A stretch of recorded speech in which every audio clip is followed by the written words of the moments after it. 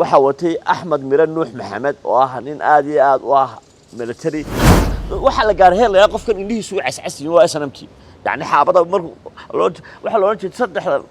maxaad habeenkii ugu seexan hore ugu seexan way ka seexdana waxa loo jeedo maxaad u seexatay jeerteenka aad baa loo baabiyo aad baa loo xasuuqay siyaad baraysaaqiyay loo dagaalamay iyo ma jeerteen waxaanu sare u soo qaaday dhul bahantii ogaad bariga gaari qurux badan lama ogolaan ugu laga qaadi jiray inanta quruxda badan way qaadan jireen ninkan maalqabeenka way diri jireen aqoonyahanka way diri jireen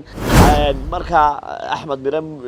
magaaladiiba gacanta ku dhigan xirihii waaweynaa ee gooncad ay ka mid tahay ay gacanta ku dhigan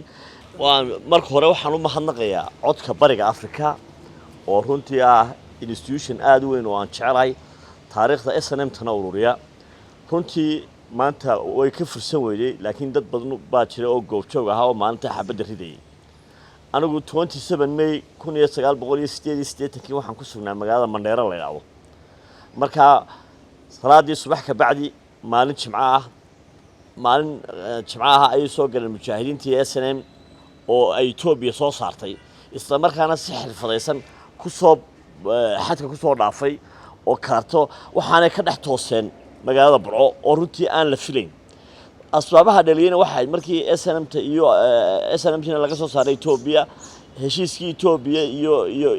igad baana saameeyeen la soo saaro dabeedna waxay shiraayeen iyagoo aad u tiro yar bal dalkii gaarsiiya marka runtii rasaad badan ma ahayn gaadiid fara badan ma ahayn laakiin geesnimo iyo adeeg iyo raganimo ayay ku soo jeedeen darbigii adka ee ciidamadii Jamhuuriyadda Soomaaliyeed ee markaa la oran jiray faqash waxba yaanan hadalka badin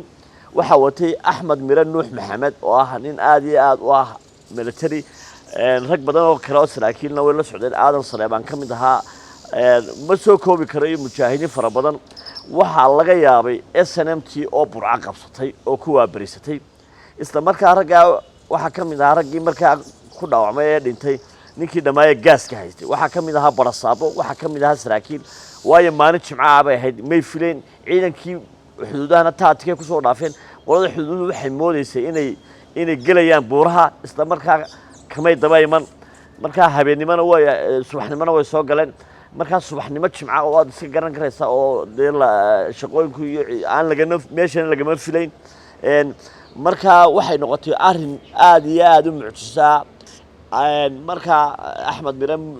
magaaladiiba gacanta ku dhigan xirihii waaweynaa ee gooncad ay ka mid tahay ay gacanta ku dhigan waxay ka dhigeen meel yaro kaliya qori kaliya ka dhacayo ayaa magaalada aan gacanta ku dhigin marka magaalada boqolkiiba 97 xirihii ciidamada gacanta ku dhigan isla markaana waxay ku tala galeen dadka reer Burco dad geesiina inay caawiyaan isla markiiba shacabigii reer Burco ayaa qorihii qaatay waxa isiyaan xusuud mudan markiiba gaarigii gaashaamaay idaacadda Burco waa la soo qabtay bangiga waxa yaalay lacag 40 milyan oo markaa laga keenay runtii Axmed Miran Nuux Maxamed mujaahidkii watay wuu ku dhaawacmay dagaalkaas ku dhaawacmay markaa waa la qaaday dhinacana kalena waxa ka dhintay janankii dhamaay haystay ciidamada Burco gaas cadceed isla markaa hogaamintii waxa la wareegay ragii kale markaa aadan Saleebaan kamid ahaa Allahu naxariistay xamdulillaah markii isna dhintay oo kamid ahaa markaa waxa lagu cadwal adeegay inaan laga bixin magaalada Burco waxa ku furnaa ciidamadii Cadaadley waxa ku furnaa ciidamadii Koobyalaataad waxa ku furnaa ciidamo badan oo Hargeysa ka imanay isla markii ay Burco dagaalkaasi ka dhacay waxa isna dagaalka isla markiiba ciidamadii Cadaadley soo weeraray Maxamed Cali oo debis galay una daadiyay Carburuq halka Cadaadley waxa fadhiyay ciidanka ugu xoog weyn markaa ciidan uu wato Xuseen Axmed Guuleed iyo Wayse Cadde oo loo oran jiray Sayd Cali ciidan aad u xoog ah iyo ciidan kale oo barxad loo oran jiray ayaa guutooyin liqay halka Cadaadley markaa waxa lumay gurmadkii Cadaadley oo runtii haduu gal lahaa Burco SNMta khatar gal lahaa markaa waxa weey taliyihii markaa ciidanka Cadaadley haystay uu istoogtay korneylkii uu istoogtay markii ciidankiisii oo dhan la liqay uu daadku qaaday ayaa uu yiri warbixinta markii taariikhda waxaan ku helahay taliyihii ciidankiina daad baa qaaday taliyihina waa ku daayay fasax dheer buu qaatay markaa waa afgarasho ugu dhintay macnaheedu waxa weey markaa ciidankaasi ciidan loo oran jiray dabargoynta isaaq oo Cadaadley deganaa oo commando saabo ahaa ciidanka wala mariyay wixii gooncad joogayna waa la mariyay xiriyaha Burcoona gacanta lagu qabtay waxa ku furmay gurmadkii qaybta Koobyalaatan oo ilaa Dhuusamareeb SNMtu way u babac dhigtay Axmed Miran maaha markii koowaad ee dhaawacmo mar labaadna wuxuu ku dhaawacmay ood weyne muddo fiican markii ay dagaalamayeen isla markaa ciidankii SNMta ee isna محمد علي wuu soo galay Davis wuu soo galay 29kina Xuseen Dheera soo galay 31kii Mayna waxa soo galay Hargeysa marka saas u dagaaladaas ku bilaabmay waxa weeye ciidanka Hargeysa jooga waa laga war helay dad Hargeysa dadkii waa laga qabtay dad badan baa lagu laayay waa saddexaasi ka dambeeyay ku Burco laakiin Burco qof kaliya oo shacab iyo oo markaa ama qof kaliya la qabtay ma jirto waxaan gartaa maalmo fara badan in saraakiil badan oo faqashiyo kolba reer miyigu soo qabanayay markaa waxa kaga dhacay Burco dhirbaxa aad u kulul oo ay u qaadan waayeen isla markaa taariikhda gashay oo markaa dagaalkaasi laga sheekayna runtii ay aad iyo aad wax la yaab la tahay in ciidan tiro yar u soo beero gaasas badan iyo markaa way jabiyeen markii dambena awood baa la soo saaray ciidamadii oo diyaaradii baa lagu soo kiciyay ilaa 12 ilaa Baydhabo ilaa Muqdisho ayaa Hargeysa Burco soo weeraray dabeedna waxa SNM sameysay in xagga buuraha la galo oo magaalada Burco looga baxo dagaalada ugu dambeeyay isaguna waxa ku dhintay oo qayb la xadan ka ahaa Allah u naxariistay Maxamed Cali Faarax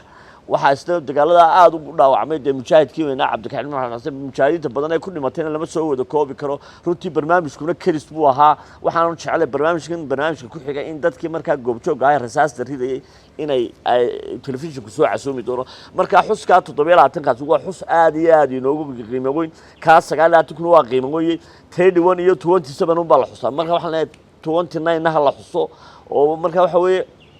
ciidankii cadaadlay laba isu qaybiyeen qaybna Burco gurmato Maxamed Cali baa watay qaybna Xuseen Dheeriye way sacada wato waxay soo galeen Hargeysa marka waxa weeye maalintaasi waa maalintii ay dalku xoroobay maalintii cadowga la burburiyay maalintii dhidbaaxada weyn ugu dhacday saraakiil badan iyo mujaahidiin badan baa inaga dhimatay waxaan xasuustaa in Burco wada mujaahid noqotay macal cid waliba ay qoriga qaadatay tagaasidii ku talaga wada joojiyay marka waxa weeye ciidanka hadaan dadka reer Burco caawin oo geesiina oo laf dhabar u ah geesnimada hadaan caawin deelay ma arkeen marka magaaladii baa wada qaadatay qori yar iyo weynba wada qaatay marka de kumaanku baa ku biiray dhalinyaro oo careysan shinow Burco waxa ay hooyadii halganka sidaan ka warqabno bilowgii SNM iyo sidoo kale halkii laga dhawaaqay calanka Soomaaliland lagu saaray bal Burco balka war xaalkeeda iyo waxba faa'iido balka war horta de waxa la faa'iiday xornimo la faa'iiday oo maanta waxa weeye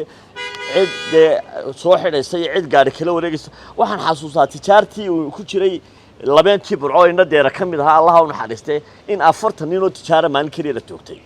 marka waxa weeye cid maanta cid tooganaysa iyo cid xidhaysa ma jirto laakiin waxa weeye duruufaha maanta yaala gobolka Togdheer waa siiro gobolka Togdheer arigu ugu haystay xagga ariga xagga suugaanta ugu haystay xagga aqoonta ugu haystay xagga halganka ugu haystay laakiin waxaanu eegaynaa insha Allah inuu soo kabto oo maanta idinka de mujaahidiina oo kuwa Hargeysa joogay iyo dhalinyaradan dambe idinka wada aragtay de iskuuladina sida dadku ay u dhiganayaan sida jaamacadu u dhigan xorriyada talaafo dhalta saacadood soconaysa bariga gaari qurux badan lama ogolaan oo laga qaadi jiray inanta quruxda badan way qaadan jireen ninkan maalqabeen ka way diri jireen aqoonyahanka way diri jireen way boobi jireen dadku waxay oran jireen afarta saxda marka waxa weeye de fawda la iska kiciyay marka waxaanu eegaynaa Allah u naxariisto dadkii dhintay gobonimadii waynu helay laakiin midhaheedii baa inuu yar raagay oo waxa weeye 30 sanadood buu inagu qaatay marka waxaan rajaynaynaa imika in ictiraafkii uu fooda yahay inaynu maasha Allah geli doono intii dhimatay baan leenahay mudnaanta koowaad bay leeyahay Allah u naxariisto waxa jira mujaahidiin beriga dhaamacmo wali dhaawacoodii aan waxba laga qaban kuwana waxaan leenahay wax laga qabto marka waxa weeye waxaan wax kasta ku ilaabaynaa maanta inay dadku xor yihiin inaad habeenkii inta doonto soconayso inaad iskuulka doonto galayso inaad jaamacadda doonto galayso inaad dhaqaalaha doonto galayso inaad 24 hours ay socon karto oo maanta aan loo in ba halka lagu kufsaday iyo in aqoon-yahana la dilay waxa la gaar helaya qofkan indhihiisu cascasiin waa SNMkii يعني حابة waxa loo jeedo saddexda maxaad habeenkii ugu seexan hore ugu seexaway ka seexdana waxa loo jeedo maxaad u seexatay marka waxa weeye wax yaabo waa baab gaaray noqonaysa yani foolxumooyinka iskamay dhalan halganku laakiin asbaabu ka yimid markii dadkii aqooyinka la laayay markii ummadii la xasuuqay markii dumarkii la kufsaday markii ardaydii la baabiyay yani waxa weeye magaalooyin dhan oo de boqolaal sano markii lagu tabcay la baabiyay يعني وحوي wax badan buu ka halgu ka yimid dhibaatada siyaad barana kuma dhicin gobolada waqooyi ee waxa ku dhacday oo kale gobolada dhexe oo majeerteenka aad baa loo baabiyo aad baa loo xasuuqay intaasna waxaan jeclahay inaan laga jarin oo xasuuqi ka dhacay gobolada dhexe ee majeerteenku aad buu baabay siyaad baraysaaqiyay buu la dagaalamay iyo majeerteen waxaanu sare u soo qaaday dhulbahantii ogaadeen farxadda iyo wada jirka qoyskaagu waa adeegsiga xawaaraha sare leh ee internetka Telesom Fiber ku xooji ganacsigaaga internet xawaare sare leh oo aan kala go'ayn. Shirkadda Telesom waxay casriyeyn kuugu samaysay internetka feebarka guryaha iyo ganacsigaba. Si aad u soo gashato feebarka Telesom booqo xarunta kuugu dhow amba ka dalba website-ka telesom.com. Sidoo kale waxaad garaaci kartaa lambarka xidig 121 Telesom Feebar waa internetka ugu xawaaraha sareeya dalka.